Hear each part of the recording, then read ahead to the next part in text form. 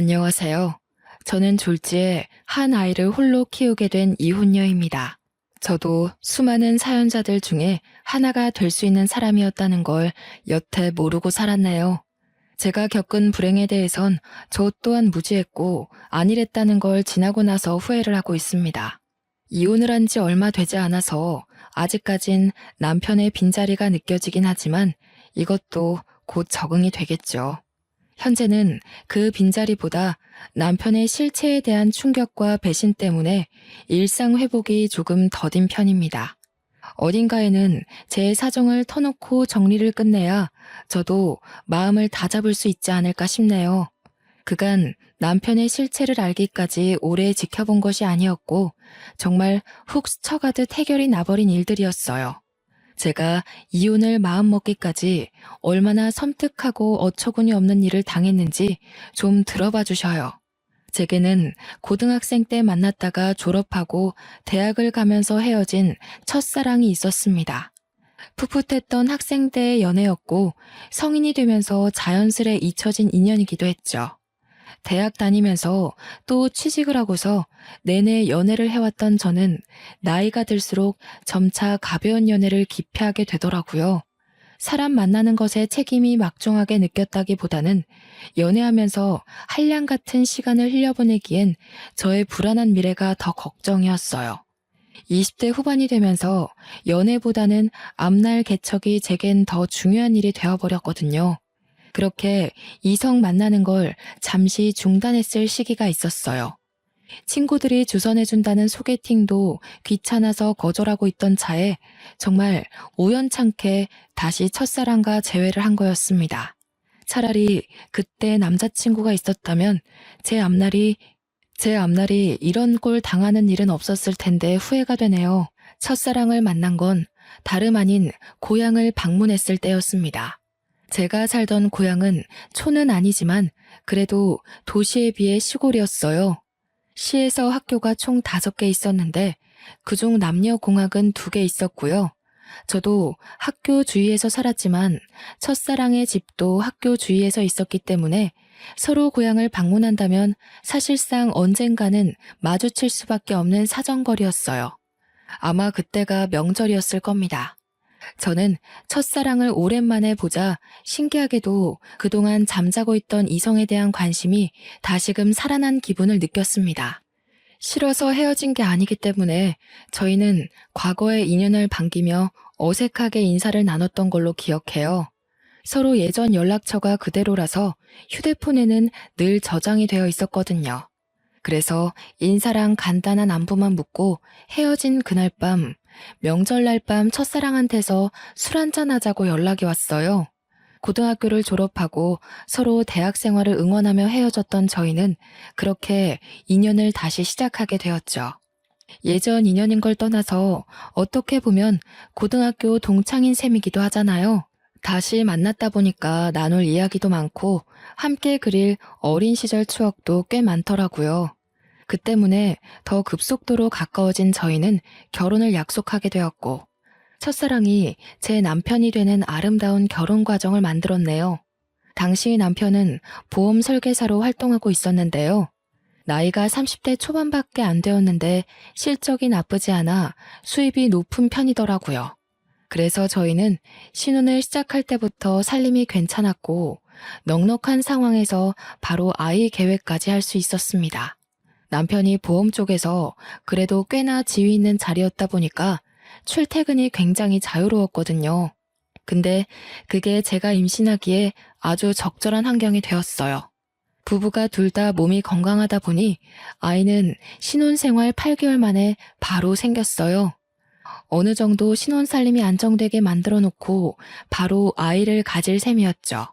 피임을 한 번 안 했을 뿐인데 바로 임신에 성공한 저희는 정말로 기뻐서 양가 어른한테 자랑을 했고 배부르기 전에 양가 어른을 따로 찾아가 식사 자리를 따로 가졌습니다. 나는 당시에 너희 둘이 그런 인연이 있었다는 것도 몰랐잖니.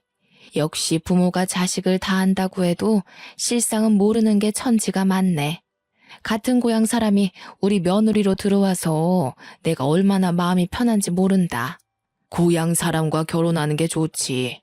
네 시애미는 멀리서 시집을 와가지고 가족도 없고 아는 사람 하나도 없는 곳에서 얼마나 고생을 했다고. 그걸 보는 내내 나도 마음이 안 좋았어. 그래서 며느리는 똑같이 만들고 싶지 않았거든. 사돈댁이랑 우리 집이랑 한 다리 건너 있으니 얼마나 좋아. 시댁에서도 친정에서도 저와 남편은 환영을 받았습니다. 특히나 시댁이랑 친정이 저희가 지연 관계라고 했을 때 정말 좋아라 하시더라고요. 명절 때 집에 방문하면 고생 안 하고 왔다 갔다 할 수 있겠다면서 말이죠. 시모는 언제 한번 제게 따로 전화해서 남편을 잘 부탁한다고 자기 아들이 저에 비해 많이 부족하다고 했는데요. 시모가 그렇게 저를 위해주는 마음이 제게 더 안정감을 주었습니다.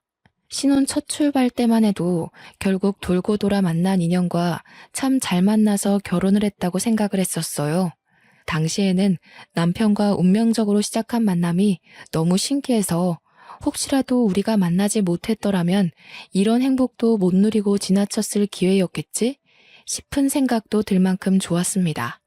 남편도 매번 저더러 역시 가슴속에 남는 사랑은 첫사랑밖에 없다면서 저와 결혼한 걸 무척 행복해했어요. 남편과 저는 우리 아이 건강하게 낳아서 아이한테도 우리가 느끼는 행복을 꼭 전해주자고 다짐을 굉장히 많이 했습니다.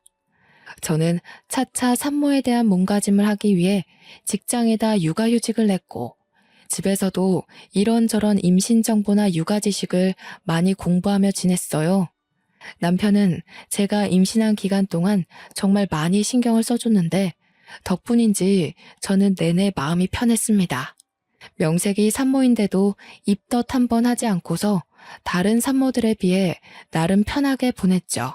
출산 과정에서도 남편이 저보다 더 긴장한 채 아이를 기다렸다고 들었습니다. 간호사가 나중에 말해줬는데 제가 출산하느라 고비를 넘기고 있을 때 남편이 울었다는 거 아니겠어요? 그 때문에 힘들었던 과정 싹 잊히고 웃음만 나왔네요. 임신과 출산 정보 때문에 인터넷 검색을 하다가 알게 된 건데 어떤 남편은 태어난 아이를 바로 보고 정이 떨어지기도 한다더라고요. 또 출산을 한 아내가 더 이상 여자로 안 보인대요. 솔직히 그런 고민글들을 보았을 때 지레 겁이 났습니다. 아이를 가진 건 너무 기쁜 일이지만 남편의 마음이 변할까봐 걱정도 많이 되었어요. 그런데 괜한 고민이었더라고요. 제 남편은 태어난 아이를 바로 안아보면서 너무 사랑스런 눈으로 바라보았고 저더러 수고했다고 땀으로 범벅된 저를 한참이나 어루만지며 머리카락을 정리해 주었습니다. 또 하나 마음에 걸리는 게 있다면 남편이 그토록 원했던 딸이 아니라는 게 좀 걸렸어요. 남편은 결혼하기 전부터 딸을 갖고 싶다는 말을 종종 얘기하곤 했었는데요. 대부분 첫째라면 대부분 아들 낳고 싶어 한다는 말도 많이 들었거든요. 그런데 남편은 희한하게 딸을 좋아하더라고요. 요즘엔 딸이 최고라면서 자기 주변에 결혼한 친구가 있는데 친구 딸이 친구한테 애교 부리는 거 보고 그렇게 끔뻑 죽겠더랍니다. 아들은 애교가 많아도 엄마한테나 부리지 아빠한테는 잘 안 부린다고 하네요. 그래서 회복실로 돌아온 저는 남편과 둘만 공간에 남겨졌을 때 혹시나 하고 물어봤어요. 자기 딸 원했는데 많이 아쉽겠다. 솔직히 애 성별 처음 알았을 때 실망하긴 했지. 괜찮으니까 말해봐. 나도 자기처럼 딸에 대한 아쉬움이 있어서 그래. 무슨 소리야. 물론 자기 닮은 딸 갖고 싶었던 건 맞지만 내가 저렇게 예쁜 아들을 두고 어떻게 실망을 해. 딸이야 둘째나 셋째로 또 만들면 되는 거고. 지금은 그저 민우가 너무 예뻐서 딸 생각 전혀 안 나. 남편은 벌써부터 휴대폰으로 아들 물건 쇼핑한다고 저한테 이것저것 물으며 정신이 없었습니다. 다행이었어요. 남편이 제가 임신 소식을 알렸을 때부터 딸 소리를 입에 달고 다녀서 당연히 실망했을 거라고 생각했거든요. 생각해보면 제 생각이 어렸던 거죠. 세상에 어느 부모가 자기 원하는 성별의 아이가 안 태어났다고 실망을 하겠습니까? 남편을 보는 제 마음이 너무 작은 그릇이었나 봅니다. 어느덧 아이가 3살이 되고 아들이 어린이집을 가게 될 시점에 제가 직장에 복귀를 하려고 했습니다. 그런데 남편이 무슨 소리 하냐면서 극구 말리더라고요. 벌이가 아쉬운 것도 아닌데 왜 벌써 일하려고 해? 돈은 내가 뼈 빠지게 벌어올 테니까 당신은 당신 몸이랑 아이 생각만 해. 이때만 해도 제가 전생에 무슨 큰 공을 세웠길래 이리 훌륭한 남편을 얻게 되었는지 하늘에 감사할 따름이었습니다. 남편은 그동안 제게 신경을 쓰느라 고객 관리에 소홀할 수밖에 없었는데 그걸 몰아서 처리하느라 갑자기 바빠졌어요.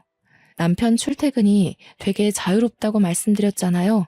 그 때문에 남편은 오로지 고객 시간에 맞춰주느라 자정돼서 집을 나서기도 했습니다.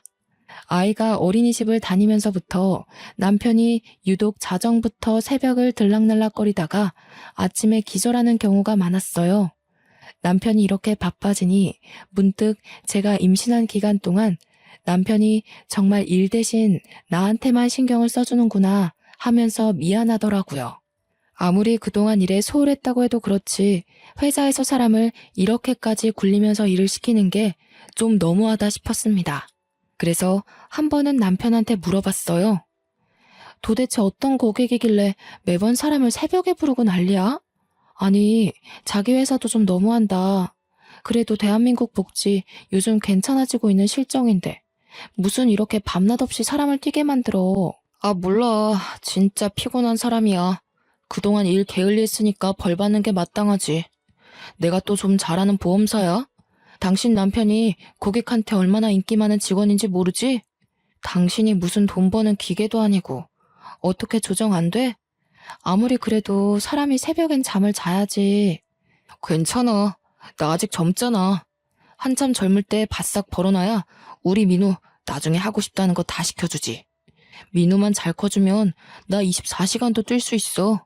형편이 어려운 상황도 아닌데 이렇게 부지런한 남편을 보니까 굳이 이러지 않아도 되는데 싶었습니다. 하지만 온전히 남편의 일이었고 제가 감히 터치할 수 있는 영역이 아니라고 생각했어요. 또 남편이 아들 위해서 열심히 일을 하고 애쓰는 건데 거기다 대고 일하지 말고 쉬라고 말릴 수도 없는 격이었고요. 그래서 저는 걱정 대신 내조에 신경을 잔뜩 쓰기로 결심했습니다. 남편이 좋아하는 음식과 기력을 보충할 수 있는 요리를 하루에 한 번씩은 꼭 밥상에 올렸어요. 남편도 저의 정성을 알아주는 건지 매번 힘이 불끈 난다고 안아주고 출근을 했습니다. 아이가 생겼다고 해서 신혼생활은 전혀 방해되지 않았어요. 저와 남편은 늘 서로를 존중하며 연애 못지않게 풋풋한 시간을 보냈죠.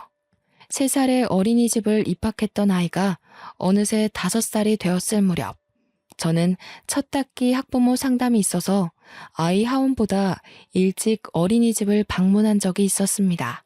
원장실을 먼저 찾아갔는데 원장님이 다른 학부모와 상담 중이더라고요. 저를 보고 반갑게 인사를 해준 원장님은 잠깐만 기다려달라며 양해를 구하곤 자리를 안내해 주셨습니다.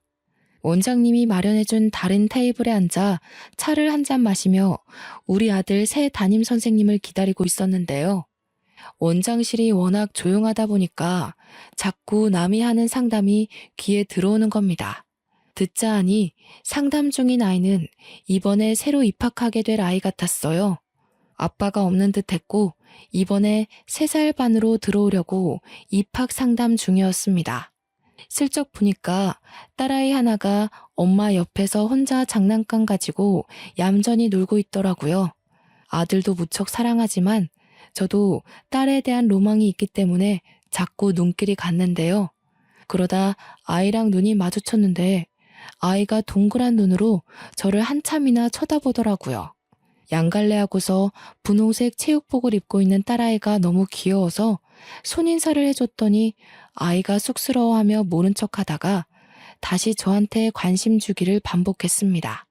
아들만 있다 보니까 딸이 어떤 느낌인지 참 궁금했는데 확실히 아들과는 또 다른 두근거림이 있더군요. 저는 테이블 위에 있는 토끼 볼펜으로 그 아이를 유혹했고 딸아이는 한참 제게 관심을 두고 있다가 곧 의자에서 내려와 제게 다가왔습니다. 정확히는 제가 들고 있는 볼펜에 관심이 있었던 거겠죠. 저는 가까이 다가온 그 아이를 안아서 무릎에 앉히며 토끼 볼펜을 쥐어줬어요. 아이고, 너무 이쁘게 생겼다. 엄마가 머리 묶는 솜씨가 좋구나. 어쩜 이렇게 복숭아같이 예쁠까?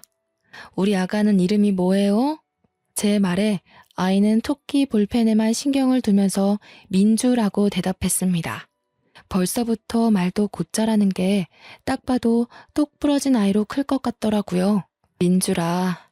제 아들 이름이 민우이다 보니까 같은 민돌림이라는 생각에 더 정감이 갔어요. 민우라는 이름은 제 이름이 지민이고 남편 이름이 주우인데 저희 이름 끝자리만 따서 만든 이름이거든요. 만약 둘째, 셋째까지 낳게 된다면 남편이 제 이름을 따서 민자 돌림을 하자고도 했습니다. 그런데요, 민주를 계속 구경하고 쓰다듬다 보니까 문득 오묘한 기분이 들기 시작하더라고요. 민주라는 이름 때문에 막상 우리 아들 생각이 나서 아들 얼굴이 같이 떠올랐는데요. 좀 착각일지 모르겠으나 어딘가 모르게 이 딸아이와 우리 아들이 좀 닮은 것 같은 느낌이 드는 거 아니겠어요? 물론 세상에 비슷한 아이 많으니까 그러려니 하려 했습니다. 애들은 자라면서 얼굴이 달라지니까요. 하지만 그게 한번 신경 쓰이기 시작한 후로 저도 모르게 상세히 민주 이목구비를 뜯어보게 되었는데 쌍꺼풀 없는 눈매도 그렇고 콧볼 모양도 그렇고 한쪽만 보조개가 들어가는 것도 그렇고 왠지 먼 사촌이라고 해도 사람들이 수긍하겠다 싶은 거 있죠. 원장님과의 상담이 끝났는지 민주의 엄마가 아이를 찾다가 곧 제품에 있는 아이를 보고서 죄송하다고 사과를 하며 애를 데려갔습니다. 아니에요. 민주가 너무 귀여워서 제가 불렀는걸요. 애가 어쩜 이렇게 이쁜지 모르겠어요. 저도 딸 하나 낳고 싶었는데 민주 보니까 더 그러네요.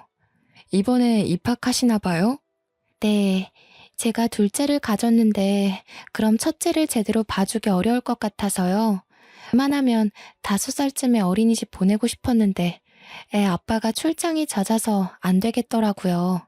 아빠가 없는 줄 알았는데 그게 아니라 기러기 가장인 것 같았어요. 하마터면 실수를 할 뻔했지 뭡니까. 그렇게 민주 엄마와 간단히 안면을 트고서 저도 상담을 마친 뒤 우리 아들과 같이 하원을 했습니다. 아들한테 떡볶이 한 컵을 사주고 집에 들어갔는데 도착하자마자 신발장 앞에 있는 남편과 마주쳤어요. 남편이 집에 있는 줄도 몰랐습니다. 깜짝 놀라서 언제 왔냐고 어디 가냐고 하니까 업무용 태블릿을 깜빡해가지고 집을 지나가는 길에 잠시 들러서 챙겨간다고 왔다네요. 그러고는 바빠서 얼른 가봐야 된다고 하길래 조심해서 가라고 저도 급히 배웅을 했죠. 그 와중에도 아들 바보인 남편은 아들이 주는 떡볶이까지 한 입 먹고 나갔습니다.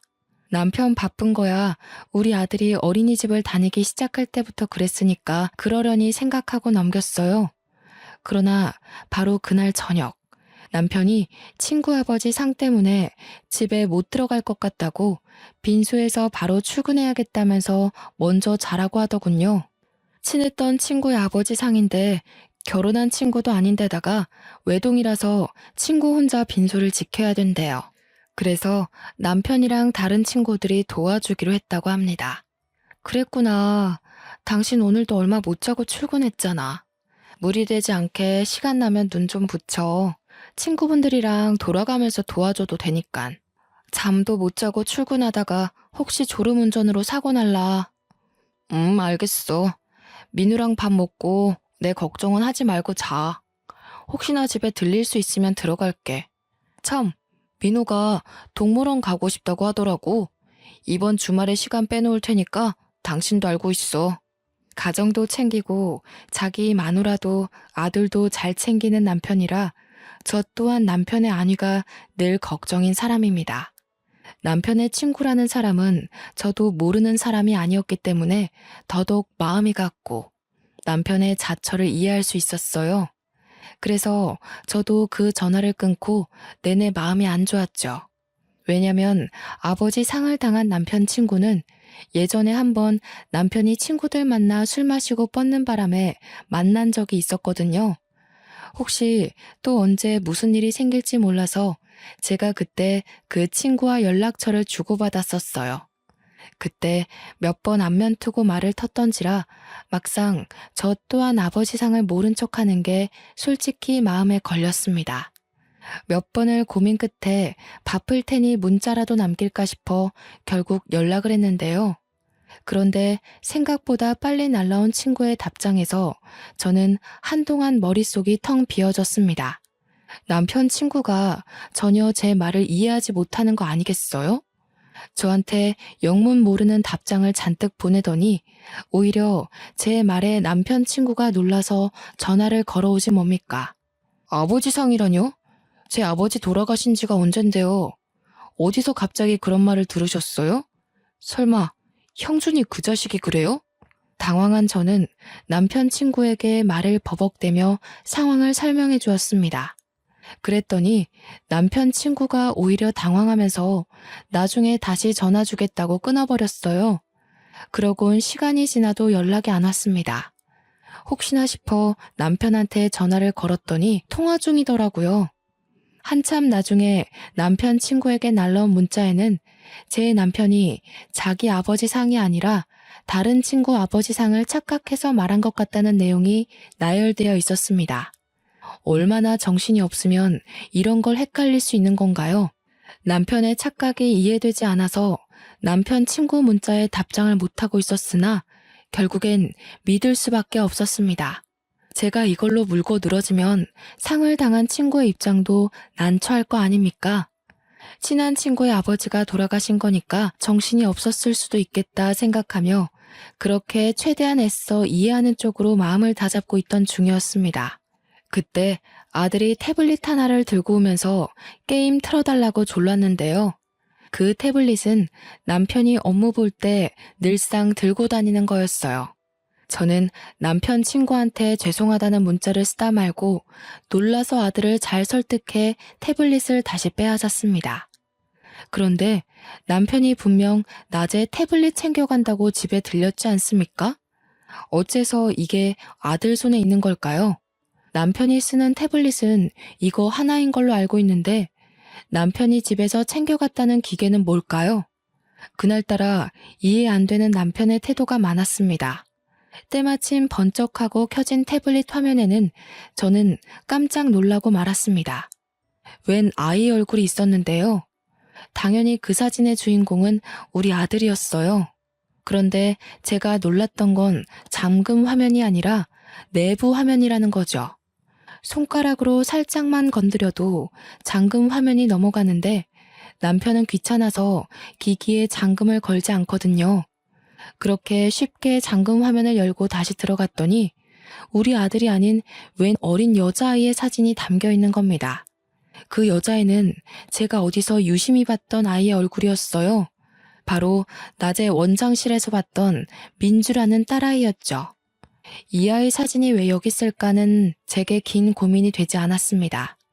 민주 사진을 보자마자 민주의 얼굴이 다시 떠올랐는데 왜 그렇게 정감이 가고 익숙한가 했더니 우리 아들이 아닌 제 남편과 이목구비가 똑 닮은 거 아니겠습니까? 그걸 깨닫는 순간 제 머릿속 회로는 남편의 모든 모습을 의심하기 시작했고 온몸의 털이 바짝 솟았습니다. 대체 이게 무슨 의미일까요? 왜 제 남편과 이 여자애가 닮았으며 왜 남편 태블릿에 이 딸아이의 사진이 저장되어 있는 거죠? 민주는 저도 낮에 어린이집에서 본 게 처음이었어요. 남편이 민주 사진을 갖고 있다는 건 저보다 더 먼저 민주를 알고 있어야만 가능한 일이지 않습니까? 그 사진만 바라보며 멍청하게 서 있던 저는 머릿속에 떠오르는 또 다른 사람, 민주 엄마를 생각하자 출장을 많이 간다는 민주 아빠의 존재가 설마 내 남편은 아닐까 하는 의심이 들기 시작했어요. 한번 꼬리를 문 의심은 걷잡을 수 없이 번져갔고 저의 온 머릿속을 지배하고 말았습니다. 저는 남편 곁에서 언뜻 봤던 고객 정보 데이터를 찾아 들어갔어요. 민주 엄마의 이름을 모르니까 수많은 정보를 뒤져도 찾기가 쉽지 않더라고요. 그러다 정말 기가 막히게 제게 하나의 목록이 눈에 들어왔는데 아기 실비보험으로 등록된 민주 이름이었습니다. 그걸 눌러보니 아이 개월수상 제가 알고 있는 그 민주가 맞는 듯 했어요. 저는 그걸 휴대폰으로 찍고 그곳에 적힌 주소를 당장 찾아갔습니다. 어처구니 없었던 건 주소가 참 익숙하더군요. 이 여자 동네가 우리 고향이지 뭡니까? 심지어 제가 학교 다닐 때 지나가면서 많이 봤던 그 아파트더라고요. 저는 친정에 먼저 들려서 아들을 맡기고 그곳을 찾아갔습니다. 경비가 없는 아파트였기 때문에 여자 집 대문 앞까지 들어온 건 어려운 일이 아니었어요. 하지만 막상 초인종을 누르는 게 겁이 났습니다. 당시에는 이걸 누르는 순간 행복했던 제 결혼 생활이 산산조각 날 게 두려웠거든요. 눌렀는데 만약 진짜 남편이 여기서 나오면 어쩌나, 친구 아버지 상을 당했다는 게 거짓이면 어쩌나, 그럼 나랑 내 아들은 앞으로 어찌 살아가야 하나 여러 가지 걱정이 들면서 눈앞에 닥친 현실을 부정하려고 망설였던 것 같아요. 그때 안에서 사람이 나오려는지 문 앞에서 웅성대는 소리가 들렸는데요. 쓰레기 버리는 걸로 어쩌고 저쩌고 대화를 나누는 중이었습니다. 저는 문과 가까워진 그 목소리에서 이미 마지막 남은 희망을 모두 내던져 버렸어요. 그리곤 곧바로 열린 문 안을 통해 피하고 싶던 현실을 확인하게 되었죠. 아악 하고 볼품없게 소리 지른 남편이 진심으로 놀라 나자빠지는 거 아니겠습니까? 더 안쪽에서는 무슨 일이냐며 뛰쳐나온 여자가 하나 있었는데요. 바로 민주 엄마였습니다. 민주 엄마는 유부녀 같지 않게 야시시한 잠옷을 입고서 민주를 안고 있었어요. 보아하니 민주가 감기라도 걸린 건지 아픈 것 같더군요. 민주 엄마 손에는 저번 달에 우리 아들이 아픈 바람에 급하게 샀던 노란색 체온계와 같은 게 쥐어져 있었어요. 그제야 저는 남편이 태블릿 핑계로 몰래 집을 왔다가 불이 나게 나갔던 이유를 알았고, 친구 아버지 상을 핑계로 집에 못 들어온다는 말까지 이해가 되었습니다. 그 모든 게 다 불륜을 저지르고 있었기 때문인 거예요. 어떻게 여기를... 여보, 그러니까 이게 있잖아. 저 사람은 내 친구 동생인데 친구가 같이 있다가 잠깐 앞에 담배 피러 갔거든? 어떻게 네가 나랑 민우를 두고 이런 짓을 벌일 수가 있어? 너는 여기가 장례식장이니? 네가 나한테 뭐라고 거짓말했는지도 까먹은 거야? 아, 장례식장, 그건 다른 친구고 빈소에서 잘 수가 없어서 친구 집에 따라온 거야. 오해하지 마. 나중에 진짜 친구 들어올 거야. 전화해줄까? 넌 나를 호구로 보는구나. 이 상황에서도 잔머리 굴릴 생각밖에 없어? 너 같으면 이 상황에 네 변명이 신빙성 있다고 생각하니? 오해라고 설득하고 싶으면 저 아이랑 너 친자검사부터 해보지 그래? 뭐? 뜬금없이 친자검사를 왜 해? 내가 저 아이랑 그런 걸 해야 하는 이유가 없잖아. 설마 저 애가 내 아이라고 생각하는 거야? 여보, 나 그런 사람 아니야. 그래도 명색에 한 입을 덮고 산 부부인데 내가 네 이목구비 하나 못 알아볼까 봐. 유전자라는 게 참 무서워. 저렇게 버젓이 증거를 드러내주니까 말이야. 남편을 밀치고 집 안으로 들어간 저는 그때부터 브레이크 없는 자동차처럼 발짓만 했습니다. 신발까지 신고 들어간 저는 민주의 물건을 찾기 위해 집안 물건을 뒤지며 돌아다녔어요. 그러자 민주를 내려놓은 민주 엄마가 다짜고짜 저를 쫓아와서 제 팔을 붙잡으며 막아섰습니다. 뭐 하시는 거예요? 신발을 신고 들어오면 어떡해요? 기본적인 예의도 없어요? 그쪽 남편이 오해라고 얘기했잖아요. 경찰에 신고하기 전에 당장 나가요. 예의? 그쪽은 예의가 있어서 가정 있는 남자 꼬드겨 애를 낳았습니까? 뻔뻔하게 감히 유부남 끌어들여서 살림을 차려요. 보아하니 직장도 없는 것 같은데 생활비도 다 제 남편이 대줬나 보죠? 가진 것 없는 년이 배짱만 두둑하네요. 뭐라고? 그래, 그렇다면 어쩔 건데요? 유부남들이 바람나는 이유가 뭐겠어요? 현부인한테 질리고 매력을 못 느끼니까 눈 돌리는 거 아니겠어요? 남의 집 쳐들어와서 깽판 치기 전에 스스로가 얼마나 못난 사람이었는지 반성이나 하세요. 내가 쳐들어와서 불안한가 봐요? 상상 이상으로 발악하시네. 왜요? 남편한테 아직 완전한 확신을 못 얻었나 보죠? 근데 어쩌나? 그 확신 얻기 힘들 거예요. 본부인도 나 몰라라 하고 바람피는 남자가 두 번째 여자라고 얼마나 애틋하겠어요? 뻔뻔하게 불륜을 대단한 권위인 것처럼 떠벌리는 상간녀를 보니 어처구니가 없었습니다. 우선은 제 귀로 불륜이라는 걸 확실히 들었으니 민주와 제 남편의 친자 확인만 하면 되었기에 저는 상간녀를 무시하고 욕실로 향했어요. 민주 칫솔로 보이는 작은 걸 가지고 바로 나왔죠.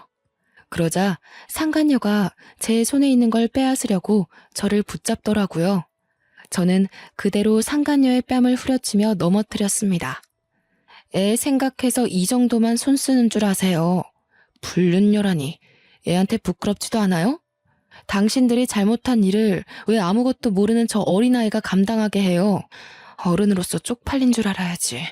그래봤자 형준 씨는 우리 민주를 더 좋아해요. 형준 씨가 우리 민주를 얼마나 끼고 도는지 모르죠? 당신 집에 아들밖에 없으니까 귀가할 맛이 안 난다고 그럽디다. 아, 그래요? 딸 이름이 민주라고 했죠? 근데 그거 아시나 모르겠네. 제 아들 이름이 민우인데 제 이름 지민이랑 남편 이름 주우를 따서 지은 이름이거든요. 혹시 남편이 먼저 나서서 민주라고 짓자 하지 않던가요? 보니까 그것도 내 이름이랑 남편 이름을 따서 만든 이름 같은데요. 사실 이건 확실한 정보가 아니었고 단지 제가 어림잡은 추측이었지만 놀랍게도 제 말이 진짜인가 보더라고요. 다른 건 모르겠고 남편이 민주라는 이름을 고집했다는 것만큼은 사실 같았습니다. 상간녀가 눈에 핏줄이 설 정도로 울음을 참으면서 남편을 째려보는데 그 모습만 봐도 제 추측이 맞다는 걸 알겠더군요. 그러나 잔머리 좋은 남편은 상간녀 눈빛 다 무시하고 구석에서 몰래 머리를 굴리고 있었습니다. 상간녀와 자신의 딸 아니보다 저한테 소송당해서 명예에 실추될 걸 걱정하고 있었나 보더라고요. 제가 상간녀와 말씨름을 끝내고 대문으로 향하자 대문 곁에 서 있던 남편이 저를 붙잡았습니다. 여보, 내가 설명할게. 제발 이러지 마. 우선 앉아서 얘기해 볼래? 아니다, 집에 가자. 내가 집에 가서 제대로 말해줄게. 당신이 생각하는 그런 사이 정말 아니거든? 응? 현장이 다 발각된 상황에서 어처구니 없게도 남편이 상간녀를 외면하는 작전을 펼치는 거 아니겠습니까?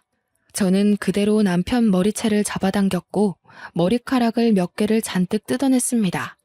여기서 저 아이가 네 자식이라고 판정나는 순간 너는 인생 쪽날 각오해.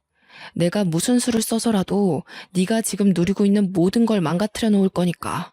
그대로 집을 나가려는데 남편이 계속 저를 붙잡으면서 이젠 무릎을 꿇고 사정하기 시작하더라고요. 그걸 상간녀가 나서서 남편을 제지했습니다. 그만해요, 형준 씨. 그냥 저 여자랑 이혼해버려요. 형준 씨 딸 갖고 싶었다면서요. 그 말은 저 옆편네 아들보다 우리 이쁜 민주가 더 소중하다는 거 아니에요? 그런데 민주 이름이 정말 저 여자 이름 따서 지은 거예요? 아니죠. 그것부터 말해봐요. 입 안 닥쳐요?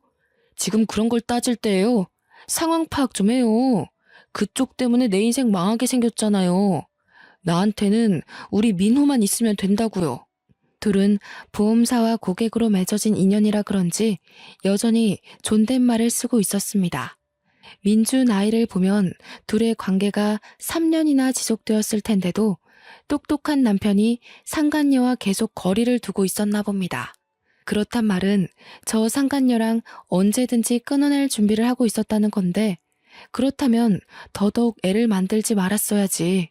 불륜 과정에서조차 무책임했던 남편이 더없이 형편없게 느껴지더군요.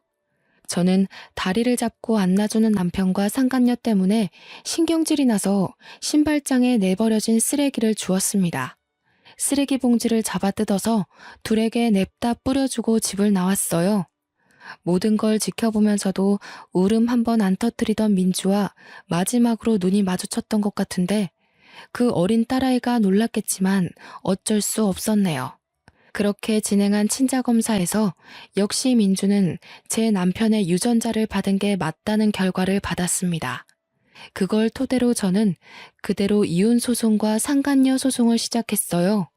남편이 입대기 전에 제가 먼저 양가 부모들께 이혼 사유를 밝혔는데요. 친정 쪽에서는 남편의 두 집 살림에 대해서 노발대발 화를 냈고, 시댁 쪽에서는 저한테 하염없이 사과만 하시더라고요.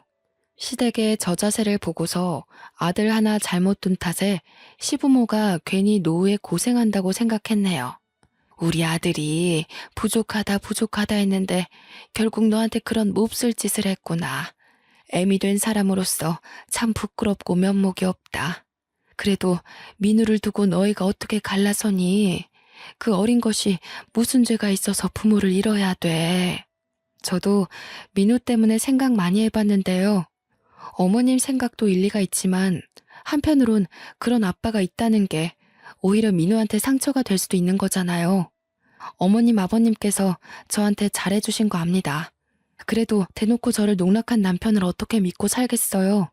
같은 여자로서 어머님이 제 마음 헤아려 주실 거라 생각할게요. 그날을 마지막으로 저는 시부모에게 오는 연락을 한 통도 받지 않았습니다. 가끔씩 문자로 손주 사진이라도 좀 보내달라고 부탁하시는데 그 연락마저 안 받고 있어요. 그리고 제가 소송한 뒤로 남편은 제대로 몰락하기 시작했는데요. 이미지 중요한 보험회사에서 남편의 불륜 사실은 손바닥으로 하늘을 가리는 수준이었고, 남편 때문에 그 회사가 불륜 회사로 낙인 찍히는 바람에 결국 남편은 해고를 당했습니다. 상간녀도 진짜 남편 친구의 동생이었던 건지 남편이 아닌 남편 친구가 저한테 연락이 와서 제발 소송 취하해달라고 부탁을 하지 뭡니까? 자기가 여동생 교육 똑바로 시키겠다고, 집에 형편이 어려워서 위자료 내려면 빚까지 내야 된다고 하더라고요. 제가 소송을 취하해주면 그 상간녀는 평생 반성도 안 하고 제 욕만 하면서 살 거 아닙니까? 남편도 빼앗겨, 아이 아빠도 빼앗겨, 가정도 빼앗겨. 이 상황에 돈이라도 챙겨야 되지 않겠냐고, 욕심내는 사람 따로 있고 호구 잡히는 사람 따로 있냐고 했더니 남편 친구가 아무 말도 못하는 거 있죠. 한날은 신혼집의 마지막 짐을 정리한다고 방에 있었는데 바깥에 혼자 있는 줄 알았던 아들 쪽에서 어떤 말소리가 들리더라고요. 나가봤더니 남편이 제 아들 앞에 무릎을 꿇고 있는 거 아니겠습니까? 뭐 하는 거야, 애 앞에서? 당장 그만 못 둬? 우리 이러는 게 뭐 자랑이라고 애까지 신경 쓰게 만들어. 애가 5살이라도 알 건 다 안다는 거 몰라? 내가 어리석었어. 딸이 좋아서 그랬던 게 아니야. 그냥 나도 모르게 마음이 흔들렸어. 그렇다고 너한테 마음이 식은 게 아니라 나는 여전히 너 좋아하는데 몰라. 왜 그랬는지 모르겠어. 왜 그랬는지 모르겠는 그 마음이 당신 본성이라는 거야. 당신은 지금 아니더라도 언제든지 눈 돌렸을 사람이고 나도 민우도 그런 남편, 그런 아빠는 필요 없어. 마지막 짐을 담은 캐리어를 끌고서 아들을 데리고 그냥 집을 나와버렸습니다. 짐을 다 챙긴 건 아니었어요. 그렇다고 대단한 물건을 두고 온 것도 아니라서 미련 없이 나와버렸네요. 아들한테는 저와 남편이 이렇게 갈라서고 부딪히는 모습 최대한 안 보여주려고 했는데 혹시나 아들에게 큰 트라우마로 남는 건 아닐지 걱정이 되더라고요.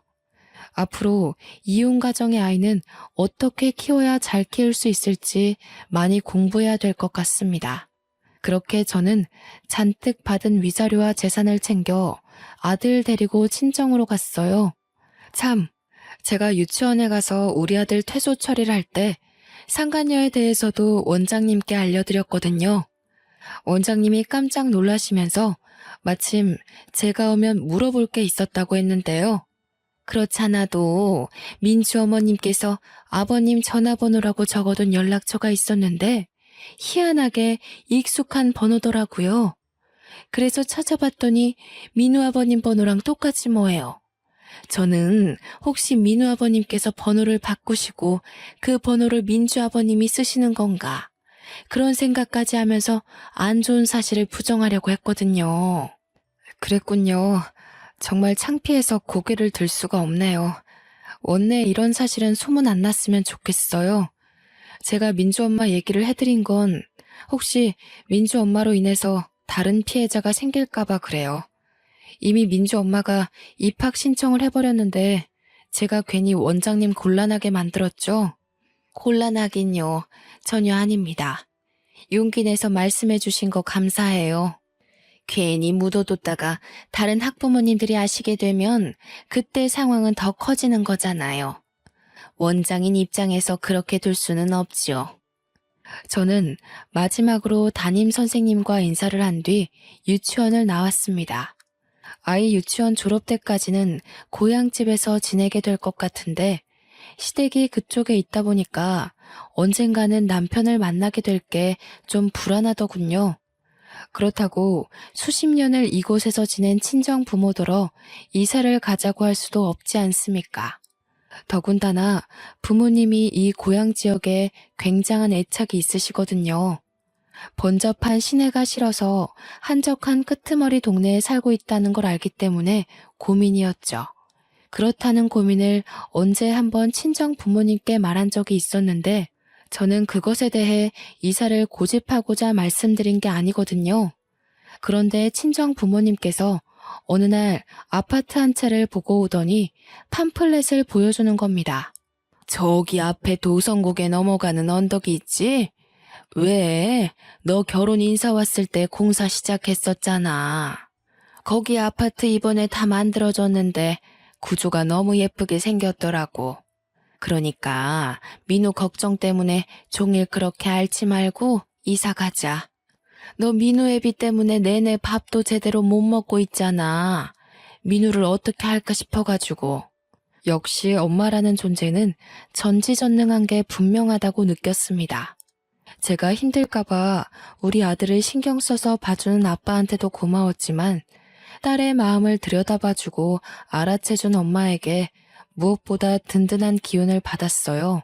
제가 제 아들의 변화를 하나하나 유심히 관찰하는 저처럼 엄마도 자식인 저의 마음을 상세히도 지켜봤나 봅니다. 이사라고 해봤자 같은 동네였지만 저는 전 남편 집과 거리가 멀어지는 것만으로도 충분했어요. 원래 집에서 40분 걸리는 거리를 일부러 버스를 타고 이곳으로 오지 않는 이상 마주치긴 어려워진 셈이거든요. 그렇게 저는 본격적인 이사 준비에 들어갔고 거하게 받은 위자료와 본래 집 팔아 챙긴 돈 덕분에 새 집으로 옮기는 건 문제되지 않았습니다. 당분간은 제가 취직을 하고 자리를 잡기까지 고향집에서 지낼 생각이에요. 그때쯤이면 아이도 학교를 가게 되겠죠? 남편은 이사 가기 전에 저희 집을 찾아갔었는지 또 문자가 왔더라고요. 아직까지도 제발 자기 한 번만 용서해달라고 비는 중입니다. 사람이란 자고로 실수를 할 수밖에 없다고 하나 분류는 예외여야 되는 게 아닌가 싶어요. 손버릇, 술버릇, 바람버릇, 이거 세 가지는 실수라는 말이 통할 수 없는 것들이라고 봅니다. 당연히 용서해줘도 안 되는 버릇들이고요. 저는 용기 있게 남편과의 연을 끊어가려 노력 중이지만 가끔씩 제가 과연 잘하고 있는 건가 흔들릴 때가 있습니다. 그래도 엄마라는 사람이 굳건해야 제 아들도 아빠 없다는 불안감 없이 씩씩하게 자라주겠죠. 그 유일한 생각이 저를 심지궂도록 힘을 주는 이유입니다. 정말 사연을 쓰면서도 당시의 잔상 때문에 몇 번이고 소름이 돋았습니다. 도대체 세상에는 얼마나 많고 다양한 불륜이 존재하는 걸까요? 제가 결혼하기 전 불륜 사연을 정말 많이 봤거든요. 남편이란 작자가 바람을 필 때 어떤 표정과 태도를 취하는지도 지나가는 식으로 봤었는데 역시 직접 당하는 순간 모든 게 백지 상태가 되어버리네요. 제가 지금까지 들려드린 불륜 사연, 저는 어디에서도 들어보지 못한 전개였는데 혹시 다들 비슷한 사연자 보셨을까요? 남편 닮은 애를 보고 불륜을 눈치채게 된 또 다른 사연자 이야기를 들은 적이 있다면 좀 알려주세요. 그 사람은 어떻게 대처를 하셨는지 문득 궁금합니다. 화가 나서 키보드를 마구 두들겼다 보니 어느새 인사말을 전할 때가 왔네요. 모두에게 화창한 앞날만 가득하길 바라면서 저는 이만 글을 마치도록 하겠습니다. 감사합니다.